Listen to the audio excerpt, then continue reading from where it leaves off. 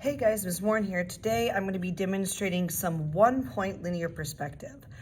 In my class currently, we're going to be drawing rooms in one-point linear perspective, but first we're going to practice some more simple shapes. Today we're going to do an E and an O. If you can do an E and an O, you can do something that is curved and something that has parts that go in and out. An E actually has a lot of same elements as if you were going to draw a couch or something to that extent. But if you can draw these two shapes, you can definitely handle quite a bit of types of furniture and generally drawing in linear perspective. So the first thing I'm going to do is what we always do in linear perspective is I'm going to draw a horizon line and a vanishing point. So horizon line goes straight across the page, and the vanishing point, we're going to put it close to the middle of the page for our purposes. Now, I'm going to do the O first. We're not going to use a compass or anything because an O is oval. I'm just going to freehand it. So I'm going to put it up in the left upper corner, and I'm going to draw an oval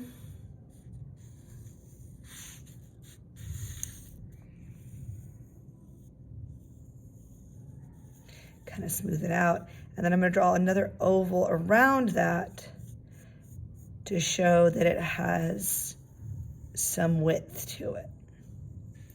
I'm not looking for an absolutely perfect oval. I'm more looking that you can do a curved form in linear perspective. Now, from the tallest part at the top, we're going to line it up and then touch our vanishing point and draw our slanted orthogonal. Then from the lowest part on the bottom, we're going to line it up. We're going to touch the vanishing point. Then we're going to draw our slanted orthogonal.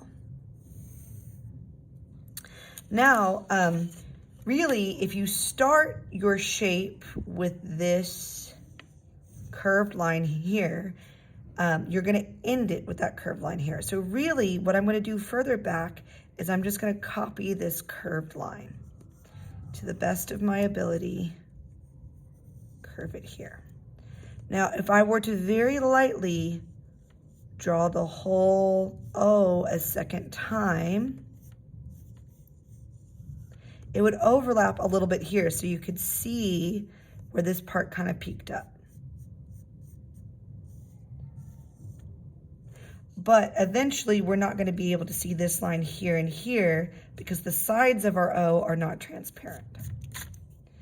But we'll see this little part peeking out. We're just drawing a second O in between the orthogonals further back. Okay, now I'm going to erase my extra orthogonals that go to my vanishing point. And there you have a basic O in linear perspective.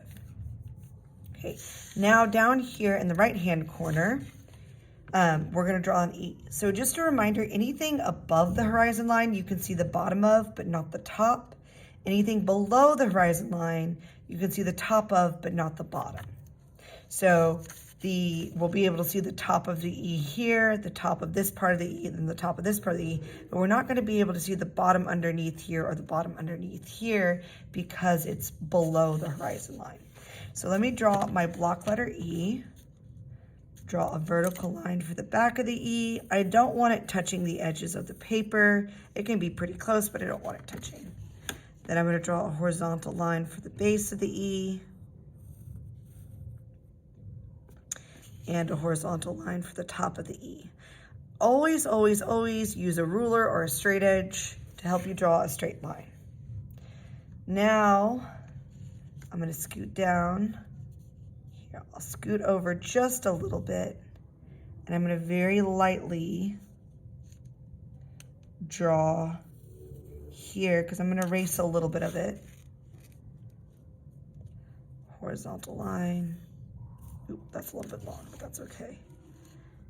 Scoot down, then two horizontal lines for the middle section of the E.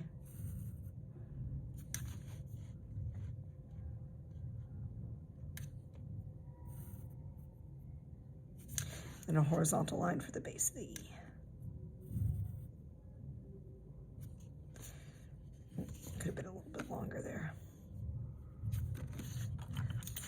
sure that my E is even.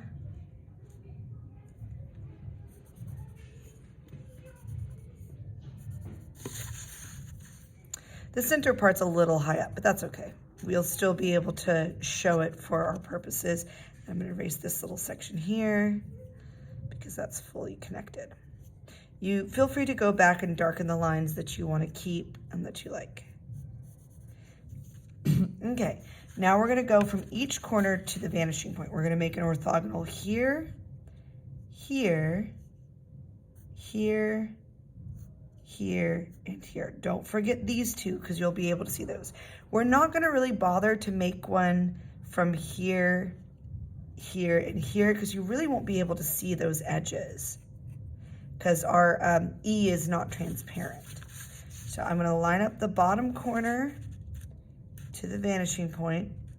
I'm going to draw my orthogonal. It has to go exactly to the dot. Corner, vanishing point, orthogonal, making sure it's exactly touching that dot. I'm drawing these pretty lightly because I'm going to erase most of them.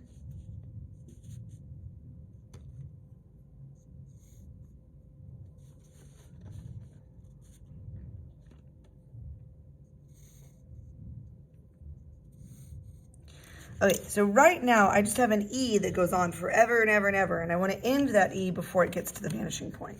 So I'm going to take my straight edge, I'm going to slide it up a little bit higher, and because the E started in a horizontal line in between these two orthogonals, I'm going to end it with a flat horizontal line.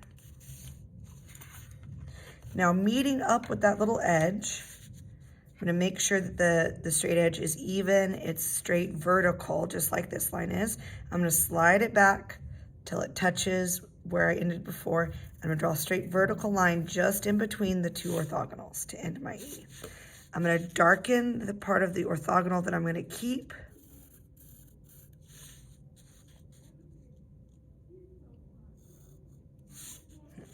Now, if you think maybe you could see some of your E ending, you could conceivably draw a little bit of a flat horizontal line here. If you think you could see like the end of your E back there, but I don't think you'd actually see that. Okay. Now I'm gonna here, let me darken this orthogonal here. It's a little bit light. Then I'm gonna erase my extra orthogonals that I don't need anymore. So all I'm left with is a three-dimensional, one-point linear perspective E. Okay, go ahead and give that a try, and I look forward to seeing your work.